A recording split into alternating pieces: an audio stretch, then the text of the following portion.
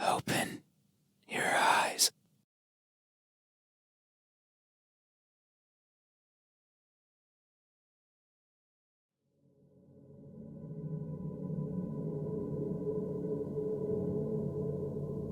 Open your eyes. Look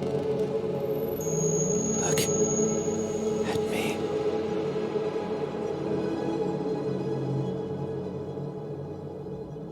Why won't you look at me?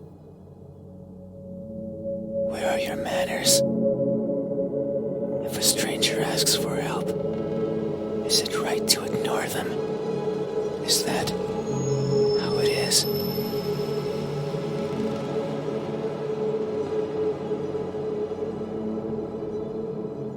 I will share a secret with you. I have never seen myself before.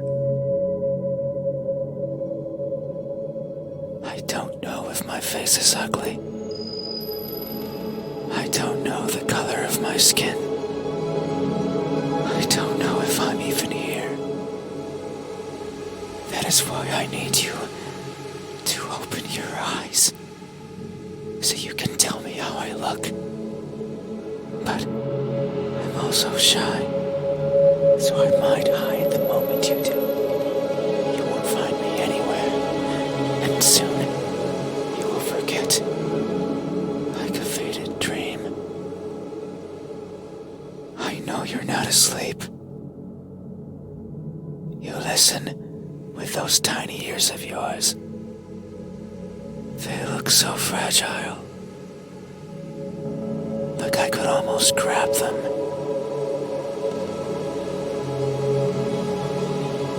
Put my fingers around them.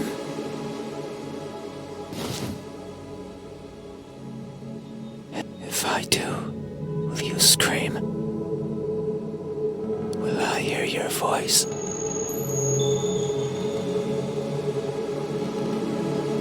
It was a joke. I'm joking. Don't be scared. Hey, how do you think my eyes look? When our gazes finally meet, what will you find? Answer me.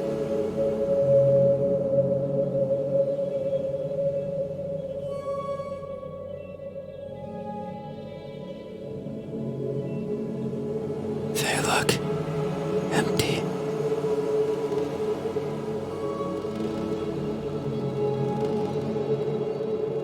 That may be so.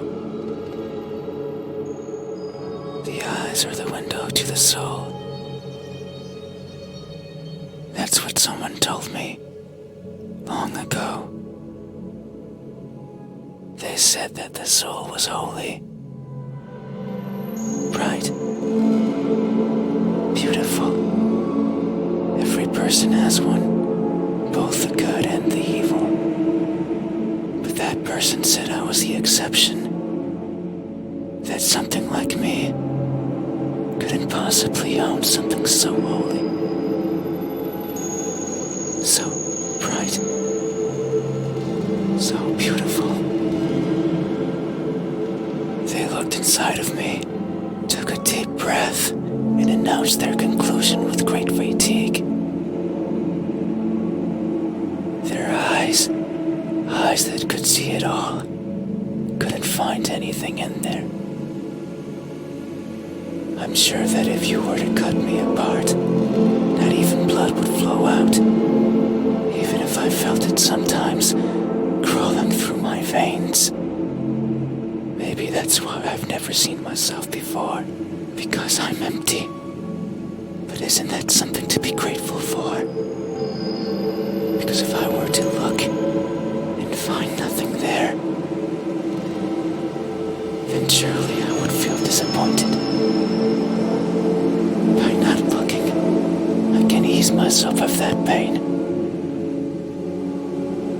So maybe this is for the best. I can't remember who was the first to recite these words to me, nor the second, nor the third, nor the several others who came after. The only thing I remember is that they looked as empty as I did to them. Hey, have you ever felt so empty, so devoid of what makes everyone special, that you've embraced the void as your own? Have you? These eyes, are these my eyes? A good answer. Yet there is only one way to know the truth. Open your eyes, so you won't look at me, even though your eyes are so pretty. I can't see them, but I can imagine them behind their veil of flesh. Round like pearls, and shiny like jewels. So pretty.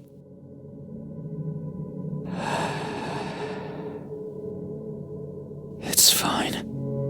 We still have time. The night is still and silent.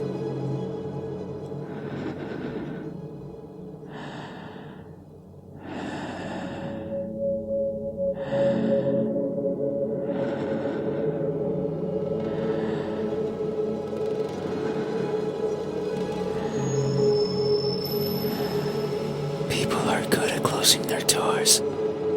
Do you know what a door is? Of course you know. You have one, right there, at the verge of your little world. A door is a barrier to keep the bad out. The bad can be anything. A bad person, a bad smell, and sometimes, me. I can't open doors. I find them tricky. Should I push or pull? Should I turn the knob left or right?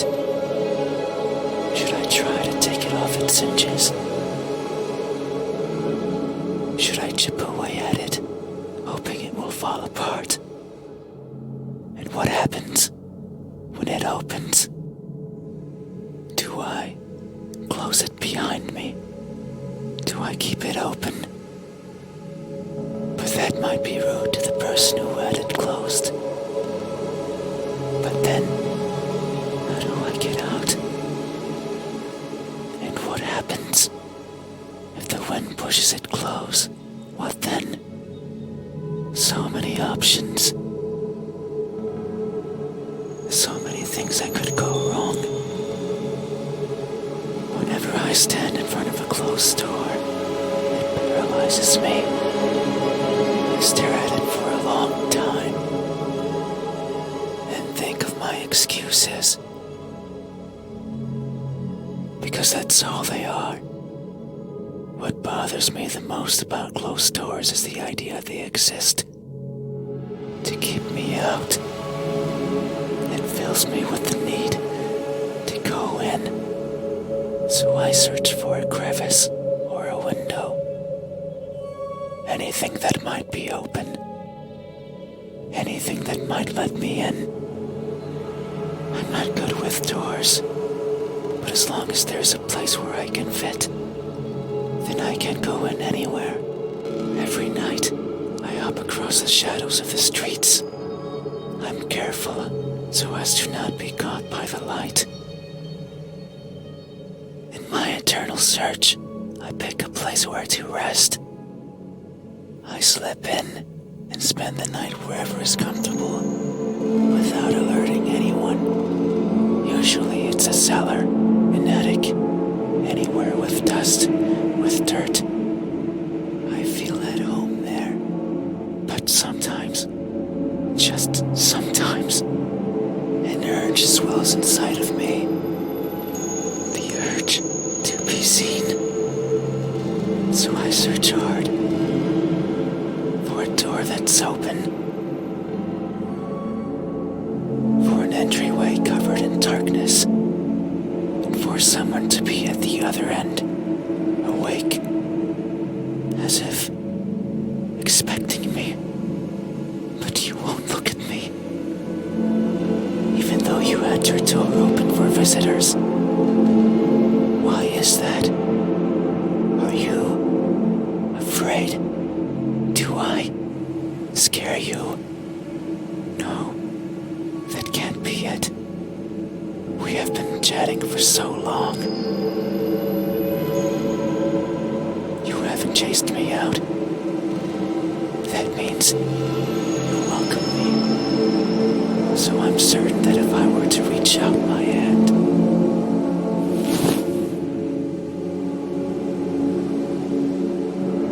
you would reciprocate and grasp it.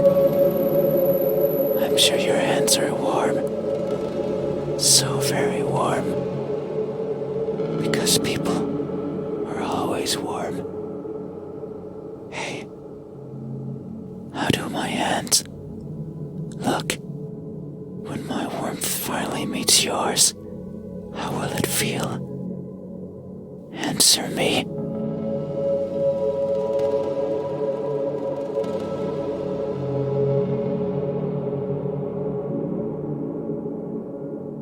They look incomplete.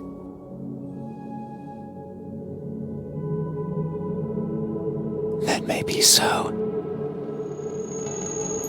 Amidst my travels, I have lost more than I can imagine. I have left people behind. People who were my chat companions, just like you are now. So it's no wonder that by leaving them behind, I will leave parts of me as well. Things such as skin, or flesh, or bones, or anything that makes me, as farewell gifts, you could say. It sounds like an excuse, and that's because it is. Because I am careless and overly curious. I can't help but wonder how everything feels to the touch. Like the crust of a tree, or the surface of a frozen lake. But sometimes I find something else. Like a building engulfed in a raging fire. I think of the screams in the distance, or the suffering and death and charred skin, and wonder, how does that feel? So I put my hands to the fire. It hurts, but I tolerate it, and keep them there, for long enough that the uncomfortable feeling dissipates, and the smell of charred skin starts protruding from my own. And when I take them out, the feeling persists, that horrible but intoxicating feeling. I seek such extreme sensations.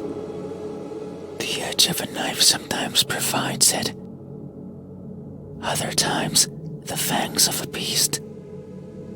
Most times, however, it's by mere accident. I would place my fingers over a benign surface, only to discover it's covered in spikes. And I would leave my hands there as I traverse along it, leaving parts of my body as a farewell gift. In that sense, it's not so different from what I was saying before. The fire and the blades are friends. They have granted me times of great fun. So, it's only polite to leave something of yours as a sign of thanks. But there's one thing I've always loathed from these encounters. They're always painful. I'd rather they weren't. Hey, have you ever placed yourself in harm's way, only to feel a satisfaction you've realized is not yours?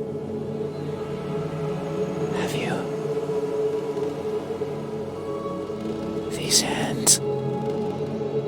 Are these my hands? A good answer. Yet, there is only one way to know the truth. Open your eyes. So you won't look at me, even though my hands could be the same as yours. Think about it. Maybe you and I are similar. No, I know we are. I can feel it in my skin. Oh, can you hear it? My skin is pulsating.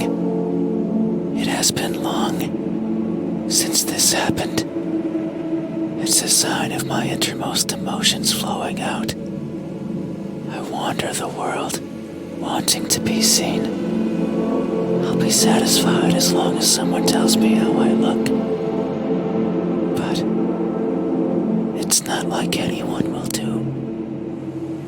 If it did, then it would be oh so easy. Since I could show myself to everyone at once, every living person in this land, and ask them all the same question. Someone will answer, there's no doubt about it.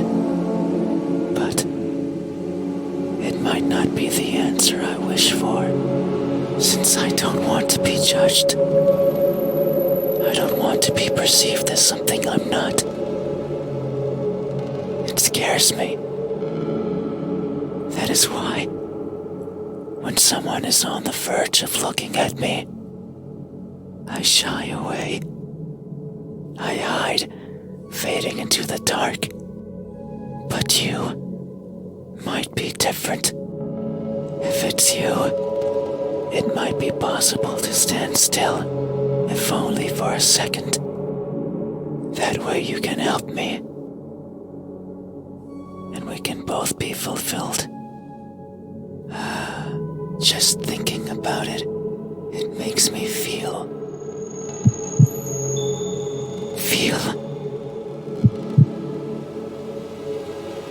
something. I cannot describe it. I am not good with words.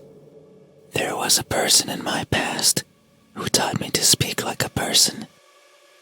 They were not good at it either. And thinking back on it, they certainly didn't enjoy it. To teach a wordless being how to talk must be a challenge. Yet, they did. Simply because they could. It is weird to remember, because it makes me think of why I want to be seen. And I am not sure. I don't care much for my appearance. I don't want to be judged. But if that were it, I could easily stay out of sight. So why is it? Why do I want someone to recognize me so much? Maybe it's only because I can. Because everyone gets to be recognized. But me. But I will. Soon. Once you open your eyes. There it is again. Just thinking about the moment you unveil your sight onto me. And you finally take those bed sheets off your body. And you inspect every crevice of mine. And you finally open those tight lips of yours to let me hear what I am. And to maybe even give me a name. It makes me feel, but I don't know what. Surely it would be evident if you were to look at my face.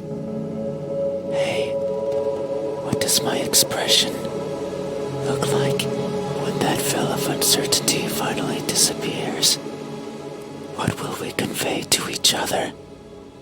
Answer me.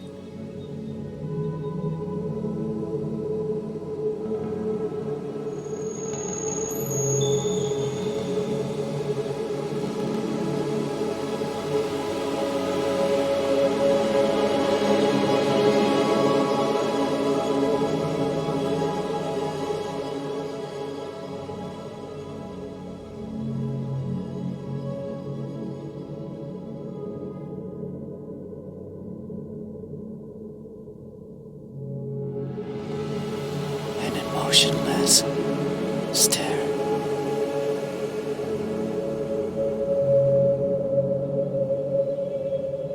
That may be so. Expressions are difficult. They require one's face to contort in many different ways. I am not capable of that. Everything about me is stiff. From the way I walk, to the way I talk, to the way I feel. It is something I noticed long ago. I may hurt and I may grow, but I do not change. Not in the way other people do. People interact with each other. They form connections. They experience thrills. A person becomes someone different with each passing second, turning old and perishing. However, I don't think I'm capable of any of those things. My journey began long ago.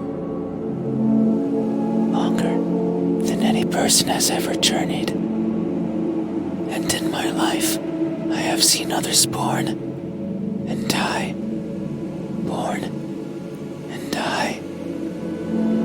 A person's existence is so fleeting. And yet, so many things happen to them. So many worthwhile memories. It is something I lack.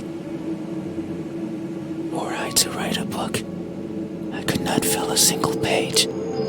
It's not for the lack of memories, but rather because these memories mean nothing to me, save for a minuscule number. They are all the same, blending with each other into a mottled gray, lacking the meaning people often give to that which they care about. Perhaps if someone else had lived what I had, they would see meaning. They would treasure it. But I cannot, no matter how I try. I can't see any worth in what I do. And by extension, in what I am. I want for someone to tell me how I look. Yet, I don't see that as important. No one but me would care. So why should I care? But that doesn't mean I have never felt. I feel things. Joy, sorrow, fear. I am always feeling. And right now, I am feeling strongly. It's here in my pulsating skin. You say my expression is emotionless, that it shows nothing. And if you say so, it must be true. But soon you will see something. Because what I'm feeling is not nothing. Hey, have you ever masked yourself with indifference? Only to hide the overwhelming emotions hiding beneath? Have you? This expression, is this my expression? I see. Thank you. You have truly helped me tonight. These are my eyes. These are my hands. And this is my expression. I consider consider these my most treasured features, and you have helped me picture them all. No one has done this for me. I feel a connection with you, one born out of honest gratitude. But there's one step left. You need to make sure of the truth. It is the only way to finally understand each other. So please,